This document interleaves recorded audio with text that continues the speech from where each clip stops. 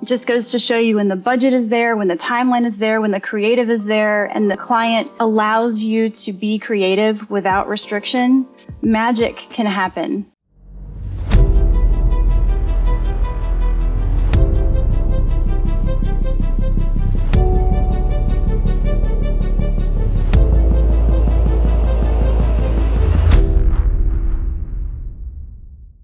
Hey everybody, Mark Arinsberg here with the Purenow Show. This is episode number 23.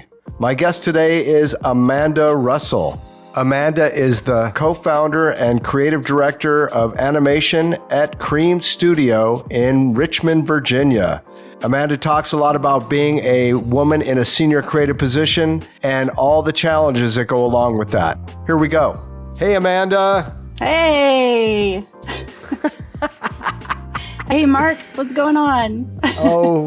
Just doing the Purenow Show with you. I really appreciate that you spent some time to come on and talk to me about some things and some stuff. I cannot wait to talk about things and stuff with you. Thank you so much for having me.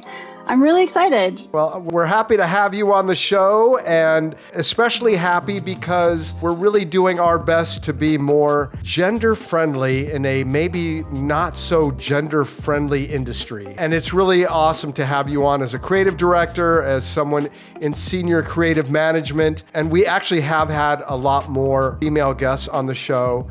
And that's a good thing. It's intentional. Part of why we're talking to you, aside from the fact that you're an incredibly gifted creative professional and have this amazing studio that produces award-winning, beautiful work, we want to find out about you, the person, Amanda, and how you arrived at where you're at and what that looks like from your vantage point. Yeah, well, first I'll start off saying I appreciate you bringing more of the female faces onto your show. I have two other business partners. One is Dave Swain, and he is a man, as his name sounds. And then I have my other partner, Ruth Newberry Wilson. And I think for a long time, we just assumed we were the only female animators around. And it's nice to start seeing more and more bubble up. And I like the fact that people are reaching out, not just because we're female, but because we, at least I hope we are talented as well. That's a big part of it.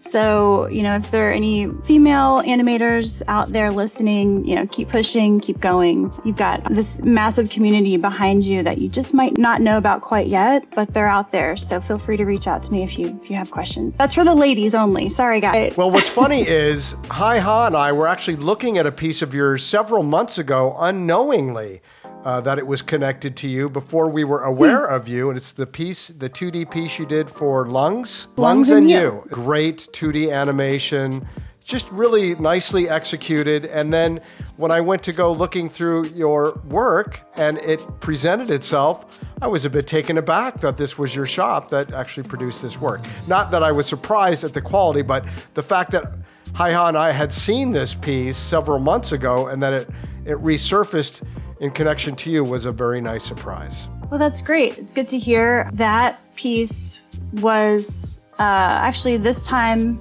last year. I was still working on it. I think we were finishing it up. I was the creative lead on that project, and I had a team of amazing animators and designers underneath. And that was a fun process. It was a great client. The stars sort of aligned with us on that one. And since then, we've actually gotten more interest based on that project alone.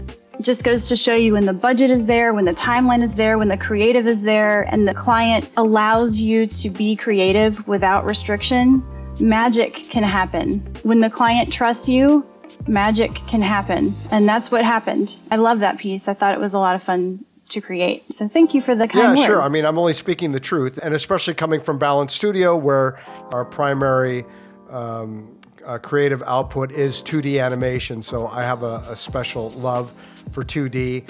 And I would imagine that with COVID and all the changes that have taken place in the industry, that perhaps your 2D button has been turned on a little bit, or at least digital content has increased more because of the lack of ability to do live action shooting and because of the cost effectiveness and because of the unlimited latitude of storytelling that animation provides? Are you finding that you are getting more juicy projects, more clients are open to telling their brand story that way? Definitely. It's a very exciting time to be an animator or a designer, even any kind of animator, really, because there's so much work for every different level of execution.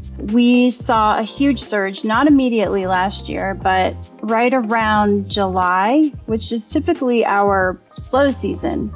But last year was definitely not typical. So I think everyone realized, like, well, we still have these marketing dollars. We have to spend them or we're going to lose them. So they came in really heavy in around July, and then third quarter and fourth quarter were just, it was wall to wall. It was pure chaos. And that's pretty consistent, with every other shop that we're friends with and we get to talk to. This year was a little bit more inconsistent. I thought that we could take last year as some sort of a carbon copy and go, okay, well, it's going to be sort of like this. But there were ebbs and flows that we hadn't seen before with the previous year or years prior to that. So this year was its own sort of anomaly. We've had a lot of clients come out of the woodwork, and big clients that we're like really excited to work with. They're giving us a chance, probably because everyone else is so busy, but we're going to take that opportunity 100%. I don't care if it's because we were the only ones available at that moment. We're still growing. And those opportunities only come at certain times. And so because of those opportunities, we've landed a couple of vendor lists for large organizations and large corporations. So it's all working out. It really does stink for our friends in production who, they're just not getting the work that they need to survive. But, the flip side of that is that the animation world is thriving and really needs more animators and designers. One other thing is that we are actively telling young people who are still in that, what do I want to do phase of their career. We're telling them, like, go into animation, go into design. This is not a phase. Even if it dies down, there's still going to be so much work to be had. And the pathway to get there is relatively short. You could be either in school or you could do a list of tutorials for, a short amount of time, 6 months to a year, to get to the point where you're at least getting paid for that kind of work.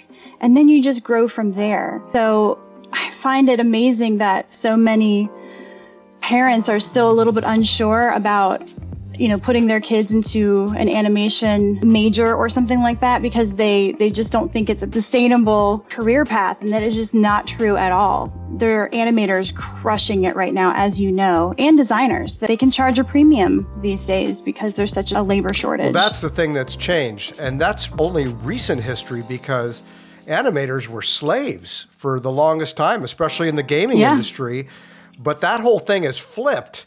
And now it's an employee's market versus an employer's market, which is great, because Absolutely. It is about reestablishing that value and correcting the market, if you will, because people were taken advantage of. It was big news in all kinds of creative publications how a lot of these artists were working 20 hours a day and making almost no money, but because they loved what they did and because they wanted to do the work, they were willing to work for slave owners, essentially. But yes, there is definitely a shift because there is so much more content development now, and it's supply and demand, that yes, if you start getting in there and getting it done within a year, you could be making a good wage and calling your own hours and working remote and having a good life and doing your thing, man. Yeah, and you're not going to be amazing right away. No one is. It takes a lot of work. One thing that everyone needs to know as an animator especially is that you are always learning. There is no limit to learning because there are constantly